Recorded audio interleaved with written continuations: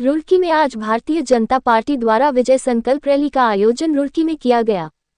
इस अवसर पर मुख्य अतिथि के रूप में पहुंचे उत्तर प्रदेश के मुख्यमंत्री योगी आदित्यनाथ ने कहा कि भारतीय जनता पार्टी द्वारा चलाई जा रही जनकल्याणकारी योजनाओं का लाभ अंतिम छोर पर बैठे व्यक्ति को मिल रहा है।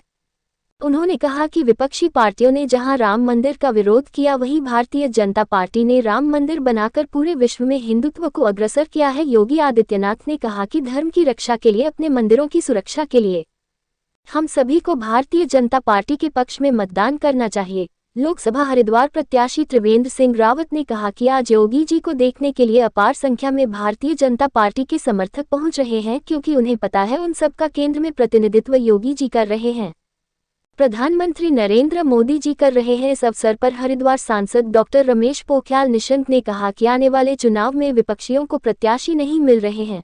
रोज विपक्षी पार्टी के नेता भाजपा में आ रहे हैं, क्योंकि उन्हें पता है कि उनका भविष्य भाजपा में ही सुरक्षित है।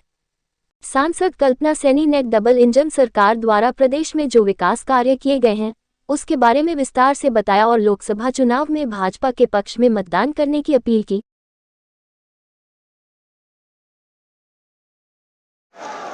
बहनों और भाइयों, तब भी हम चर्चा करते थे कि देवभूमि का विकास देवभूमि के अनुरूप होना चाहिए। केदारनाथ धाम का प्रधानमंत्री मोदी जी के नेतृत्व में पुनरुद्धार का कार्य जिस प्रतिबद्धता के साथ उन्होंने किया था, मुझे कई बार केदारनाथ धाम में जाने का अवसर प्राप्त हुआ उनके साथ में। बहनों और भाइयों, वह अभिनंदनीय है और हम लोग चाहते हैं जैसे अयोध्या बन चुकी है ना, उसी तर्ज पर हरिद्वार को भी बनाना संवारना है। इसके लिए सौभाग्य से त्रिवेंद्र जी आपके सांसद प्रत्याशी के रूप में आपके बीच आ चुके हैं। अनुभव, जब व्यक्ति का अनुभव होता है तो उसको प्रभावी क्रियान्वयन के लिए कोई समय नहीं लगता। ये देश आज जो लाभ प्राप्त कर रहा है, मोदी जी ने लंबे समय तक गुजरात के मुख्यमंत्री के रूप में जो अनुभव अर्जित किया, उस अनुभव का लाभ आज पूरा देश ले रहा है। दुनिया के अंदर भारत का सम्मान बढ़ा है, भारत के पासपोर्ट की कीमत बढ़ी है, भारत की सीमाएं सुरक्षित हुई हैं। जो लोग पहले भारत की सीमा में घुसपैठ करते थे, बहनों और भाइयों, आज की स्थिति क्या है? अगर कहीं जोर से पटाखा भी फट जाए ना, तो पाकिस्तान पहले सफाई देता कि नहीं नहीं, हमने नहीं किया, हमारा कोई हाथ नहीं है इसमें। Highway, railway, metro, airport, IIT, IIM, NIT, triple IT, one district one medical college, हर घर नल की योजना, ये सभी विकास के नए नए प्रतिमान स्थापित कर रही है। लोगों के जीवन में परिवर्तन हो रहा है और गरीब कल्याणकारी योजनाओं की तो कोई सानी नहीं।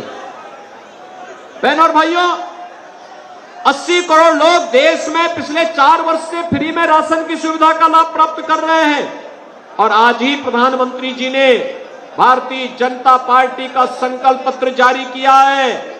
विकसित भारत की संकल्पना पर आधारित यह संकल्प पत्र इस बात को दोहरा रहा है कि हमें आत्मनिर्भर भारत बनना है।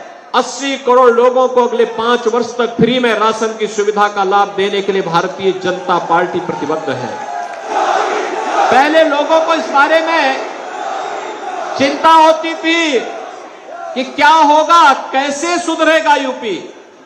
मैंने कहा चिंता मत करो, अब तक बेटी और व्यापारी की सुरक्षा 17 के पहले यूपी में खतरे में थी, लेकिन 17 में जब आए हमने कहा देखो सुधर जाओ भाई, सुधरोगे नहीं तो गफलत में मत रहना कि जेल जाएंगे, जेल के पहले जहन्नुम पहुंचा देंगे। भाई जो आम श्रद्धालु है उसके लिए भगवान राम का मंदिर है, उसके लिए जय श्री राम, लेकिन जो कानून को नहीं मानेगा उसका राम नाम सत्य है भी तय है। बहनों और भाइयों, विकास सुरक्षा की सबसे पहली आवश्यकता है। विकास की सबसे पहली प्राथमिकता है, सुशासन की पहली प्राथमिकता है सुरक्षा।